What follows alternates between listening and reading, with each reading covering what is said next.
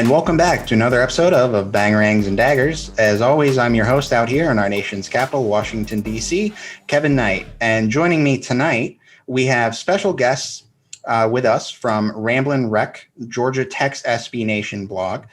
We have Reed and Patrick. Reed and Patrick are both graduates of Georgia Tech from 2016 and both still live in the Atlanta area. They're huge sports fans in general and try to attend as many Tech games as they can, though obviously COVID has made that much more difficult. Writing about the team has been fun for them, and they have been with FTRS for a little over a year. How are you guys doing tonight? We're doing good, Kevin. How about you? Not too bad. You know, it's Big Ten ACC challenge time, so it's hard to go wrong with that. Exciting time of the year. It's always fun, yeah. Yeah, definitely. So tell me, guys, the Yellow Jackets went 17-14 last season, and they went 11-9 in the ACC. Unfortunately, that also included a win over Nebraska in the Big Ten ACC challenge in Atlanta last year. But so far this season, you guys opened with losses to Georgia State and Mercer, but you got a big win over Kentucky tonight. What exactly are the expectations you guys have this season for Tech, 3 games in now? And you know, who are the players Huskers should be most aware of? Yeah, well, I think we kind of share the same thoughts on this. The expectations for this team preseason was definitely to make the tournament for the first time with Josh Pastner. This is a talented team. It's a veteran team. And it's definitely his best team. Unfortunately, obviously, as you know, the season did not start how we expected with those 2 losses to Georgia State and Mercer. Now, it's important to keep a little bit of context in, and some people outside the program maybe don't know this, but Pastner did not have the team practicing, having any contact practices.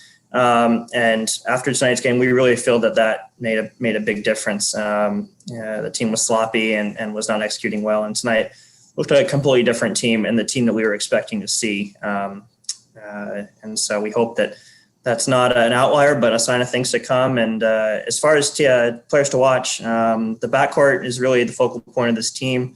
Jose Alvarado is our point guard. He's a senior. He's a great leader and a great floor general. He's a good passer and a good defender. And Mike DeVoe is a combo guard. Was a great shot. He's been a little bit tentative so far. We want to see him get better. He actually didn't score tonight, but he's a great player. And then Moses Wright is the big guy in the middle and played tremendous tonight. He can score. He can rebound. He can throw down some dunks. So those 3 are the 3 to watch. Reed pretty much nailed it. The contact practice thing, I think, was huge. And hopefully, as he said, that's the performance tonight is a sign of things to come. It was certainly gut-wrenching to fall to 2 local teams when you have expectations of the NCAA tournament coming in. The Kentucky game reinforced kind of the preseason expectations, and hopefully it gets Tech back on track. As for who to watch preseason, I would have said Michael DeVoe. He was our leading scorer last year, but has gotten off to a really rough start this season. And as Reed said, he failed to score against Kentucky. Moses has been incredible so far, been dominant in every game, has logged 20-plus points in every game. Granted, it's a small sample size, but that's what he did at the end of last season, and it's what I expect him to do going forward. And a member of the supporting cast to watch would probably be Bubba Parham. He was sensational tonight, and I say supporting cast because that's what I thought he would be going into this season. However, he's really shown improvement in his second year as a Tech player. He transferred from VMI last year, and he's averaged 15 points per game through his first 3 games. And he's capable of getting very hot from beyond the arc, and just makes winning plays on both ends of the floor, despite being pretty undersized. So I do have to give a shout out then to VMI. Virginia Military Institute is the home of my fraternity, Go ATO. Just got to chime in with that one. But no, so senior forward Moses Wright, and granted, my data is pre-Kentucky. I didn't have a chance after the game to update this. So when I give any stats, anybody listening, we're recording this on Sunday night, a couple hours after the win over Kentucky. So I apologize for the off math, but senior forward Moses Wright is you guys' leading scorer and rebounder going into tonight with 25 and a half points and 12 boards per game, respectively, through the first two losses of the season. But in addition to that, there are 4 Yellow Jackets that were averaging double-digit scoring in the first 2 games as well. So what's the deal? Shutting down Wright going to be the key for the Huskers defensively, or are they just going to punish us with backcourt depth? I think you're going to get something out of Moses Wright for sure, just because he's going to play a lot of minutes. He's like I said, he's the big guy in the front court for us, and really the only consistent, reliable returning option. We have a transfer center and then also a freshman center that were used sparingly in the first 2 games and actually didn't play at all tonight. I think Moses played the entire game, so they're going to count on him heavily, and he will score. But we do have a plethora of guards that I think, are also going to chip in. And I think the degree to which they play well will probably decide the result of this game. I think, we were lucky, frankly, to win it by as much as we did with DeVoe not scoring any points. He's going to have to be more of a factor. Alvarado as well. Parham really picked up the slack tonight. If he can do that again, that's a huge boon for Tech. So that trio and then Wright, those are the guys to look for. Yeah, I completely echo Reed's thoughts there. Moses is definitely going to get his. He can score inside and out. He's obviously more comfortable scoring inside, but he's capable of making that outside jump shot. And he showed some capability of scoring off the dribble today. So that's another threat that he has in his tool bag. But yes, Moses is definitely the guy to watch if you only had to name one player. Okay. So speaking of big guys who can rebound, Tech is averaging 20 and a half offensive boards a game. And again, the numbers are updated here, obviously, but it was something about 50 and a half, I want to say, total. So how important offensively for you guys are second chance points? And how concerned do the Huskers need to be with the fact that Hoiberg's system of offense and really defense for that matter is not knowing to rebound well at all. So going against those numbers, how bad is it going to be for us in terms of not being able to stop second chance points against you guys specifically? Yeah, well, Kevin, I think I would take it with just a little bit of grain of salt, just because that first game was so long, 4 overtimes against Georgia State. So the raw numbers were huge. Tonight, I think we only had 6 against a bigger Kentucky team, kind of expected. But if you guys are a smaller team, I think that'll probably be a factor. And if your perimeter defense is good, Tech's going to have to try to score off second chance. If they execute like they did tonight, it won't be as necessary, but if they execute like they did in the first 2 games, they may need it. So we'll just see how the game goes and see how necessary it is. Yep. Agree with Reed again here. That 4 overtime game kind of made it an outlier, but as he was saying, Georgia State is a smaller team as well. So we did pick up a lot of offensive rebounds just from them being smaller. And Pastner does emphasize guard rebounds. So our guards do crash the glass and put their nose in there on the offensive glass. Okay. All right. So what would you guys say the keys to victory are for Tech, and what correspondingly then do the Huskers need to do in order to get revenge for last season's game? Well, on Tech's offensive end of the floor, I think they just need to take care of the ball. It was a real issue last year, and it was an issue big time in the first couple of games. But this is a veteran team, and they played like it tonight. They really took care of the ball, valued the ball, and I think only had 5 or 6 turnovers. We're used to seeing games where they have 15 or 20. So that's the key on that end. And I think on the other end, especially against a team like Nebraska. I remember Fred Hoiberg's teams at Iowa State. They always shot the 3-pointer really well. They spaced the floor. If you guys knock down a bunch of threes, that's going to keep you in the game. So Tech needs to defend the three better. They didn't do it well against Mercer. It was a little bit better tonight, but they were playing a zone. So I would say those are the two big keys. Mm-hmm. It's incredibly frustrating, but Tech really does love to turn the ball over. As Reed was saying, we're used to seeing 15 to 20 a game, which is not going to win you the key games where you're in a close game. But as for keys for Nebraska, the 3-point line is a key. Tech usually gives up a higher 3-point percentage than the other team's season average. And that was the case again tonight. Kentucky struggled mightily the first couple games from three, but managed 42% today. And that's kind of what we've seen for the past couple years. And Tech also struggled against Mercer and Georgia State defending behind the arc. That is music to Fred Hoiberg's system's ears. Let me just tell you guys that. That's going to be good for us. But having said all of that, let's hear your prediction. Who's going to win Wednesday night, and what's the final score going to be? All right. Well, it really depends on which team shows up, Kevin. If the team that showed up against Kentucky shows up again tonight, or shows up again in Lincoln, I think Tech can win fairly comfortably. But I will hedge my bet a little, given the first two games and pretty embarrassing losses to two local teams. So I'll say Tech wins by 5. Yeah, I'm gonna go on similar thought. Just this is a team that seems to always play to the level of their competition. Exactly. And so as much as I think they should win by a lot, I think they won last year against you guys by 17 in Atlanta. This game's on the road, and it's been really, really tough to figure this team out so far. So I will say a close win as well by, say, 3 points.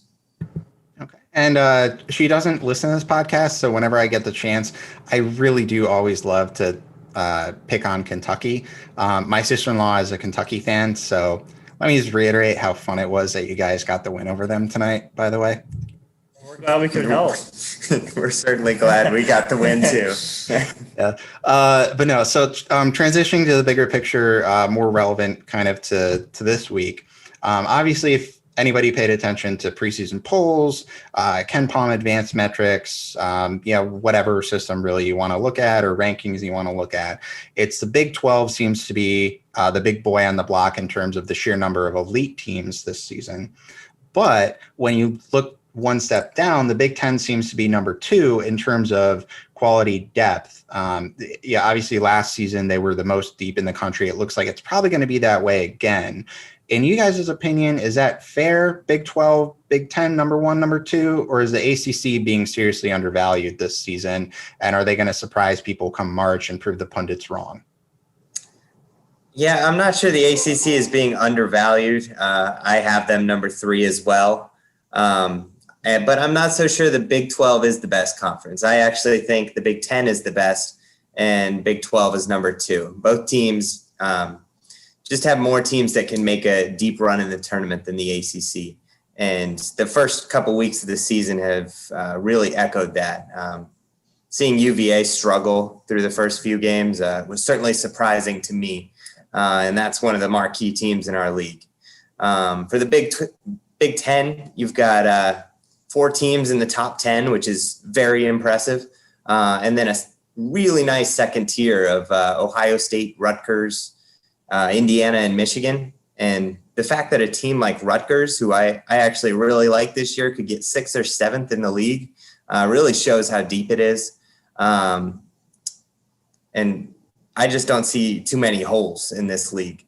For the Big 12, they're smaller leagues, so it's harder to say that they're really deep per se.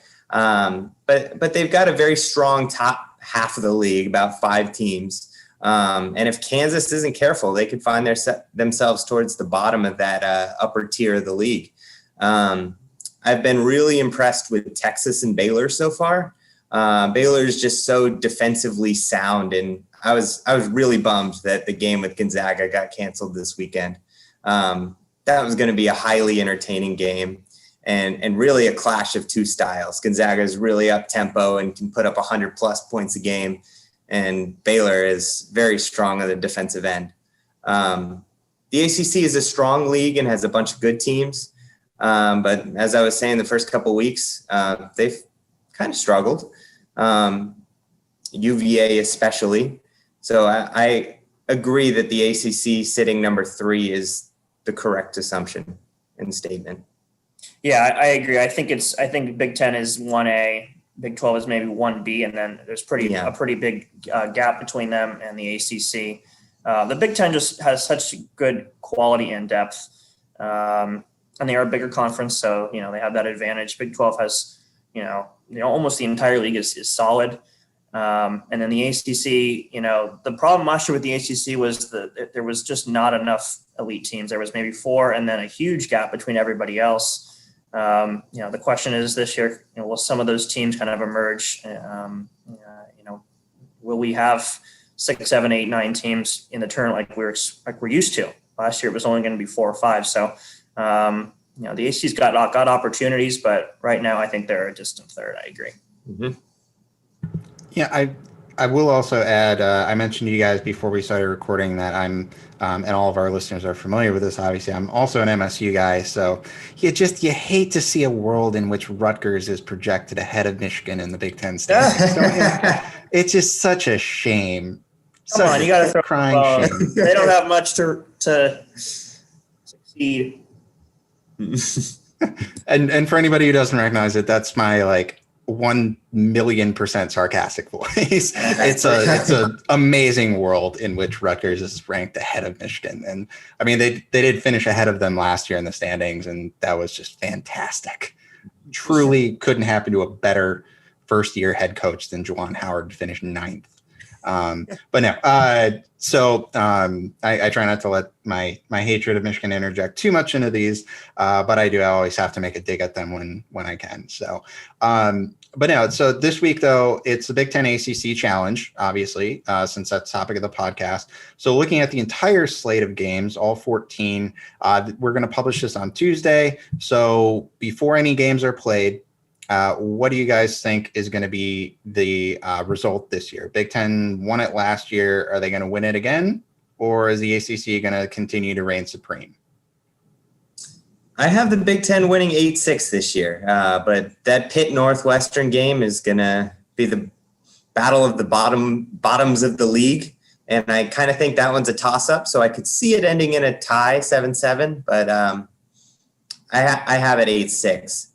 With the wins being for the ACC, Miami, FSU, Boston College, Virginia Tech, Georgia Tech, and Clemson. And then the wins for the Big Ten being Rutgers, Michigan, Iowa, Northwestern, Illinois, Ohio State, Wisconsin, and Michigan State. As for the games to watch, I think the marquee game is clearly the Iowa-UNC game. That game is going to be really high scoring, and Luka Garza may not see a better front court the rest of the season. And let me take a second to praise Garza for a second. He's been absolutely sensational so far. He's over 30 points a game, and he's not even playing 30 minutes a game.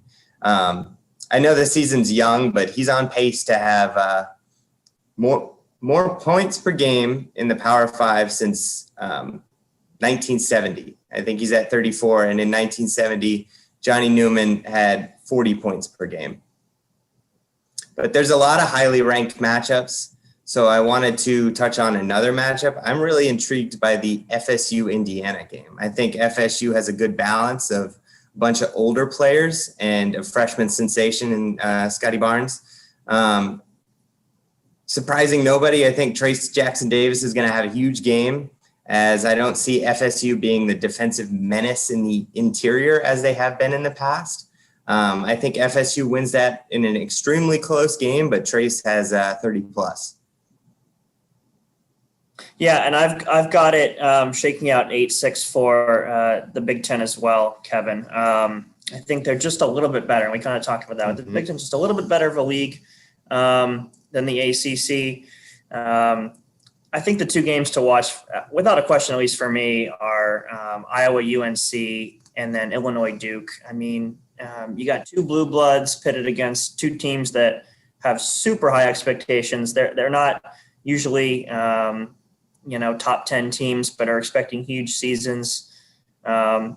Garza going up against that UNC front line with Garrison Brooks. I mean, that's such a great matchup. There's going to be a ton of points in that game. Garza's going to go off. I mean, he's really fun to watch. And then Illinois against Duke.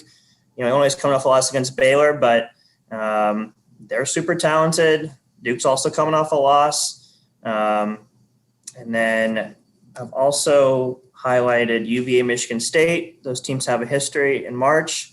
Virginia needs to start winning some games because they have struggled so far. And Wisconsin, Louisville, two really well-coached, solid teams. Should be a good game. So this is a Nebraska podcast. So for all the praise that you guys give on Iowa, I have to balance it out now by reminding all of our listeners that it should be an interesting one, but I doubt Iowa's going to win because angry Fran McCaffrey just still hasn't learned how to coach defense. And to win those big games and win things like Big Ten conference titles, he needs to figure out how to coach defense. Because until he does, Garza can score all the points he wants, but the other team has to not be able to score more. So, got to throw some shade at them. It is Nebraska. Roy's playing up tempo as well. Yeah. It could be 110 to 100. Yeah, it should be interesting. It really is a shame that 2020 got canceled in terms of the NCAA tournament because it would have been funny watching North Carolina not make the tournament. Not that I'm still bitter about the 2009 title game or anything, but it's a little bit. No, but it should be a great slate of games. I think you guys picked a lot of good ones there. I don't know so much about that Georgia Tech pick. I obviously rooting for the Huskers, but.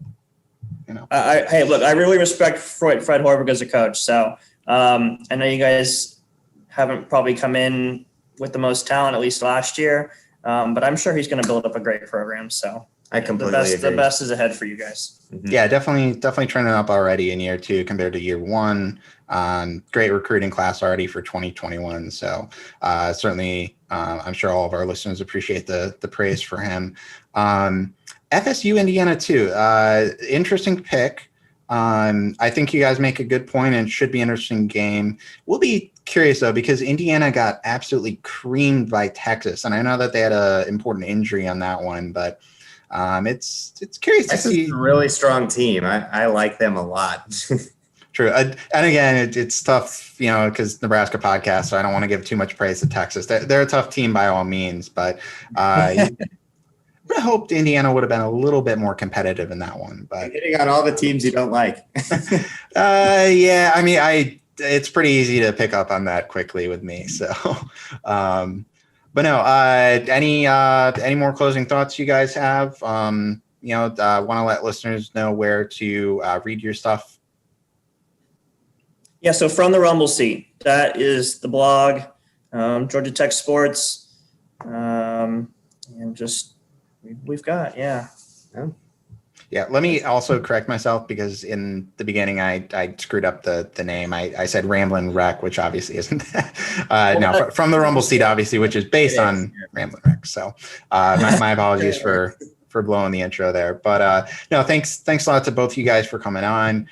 Again, listeners, as you all know, please subscribe. Be sure to download our podcast on whatever platform you prefer. That way you won't miss the next week's very special episode. You'll also get all the other great, but not quite as great Corn Nation radio podcasts as well. Obviously, there's Five Heart Podcast. There's John's Post-Life Crisis and a host of other great ones. Finally, please follow us on Twitter for all the latest Nebraska ball and Husker action at Bangs and Dags. You can follow me at Sparty on Huskers and my co-host, who wasn't with us tonight, at Patrick Gearhart. Leave a review. You can go on the Apple Podcast app, Spotify, host of different features like that, or by all means, leave a comment on the article. And please listen and share, even if you don't feel like subscribing. Thanks a lot, folks, and you stay classy.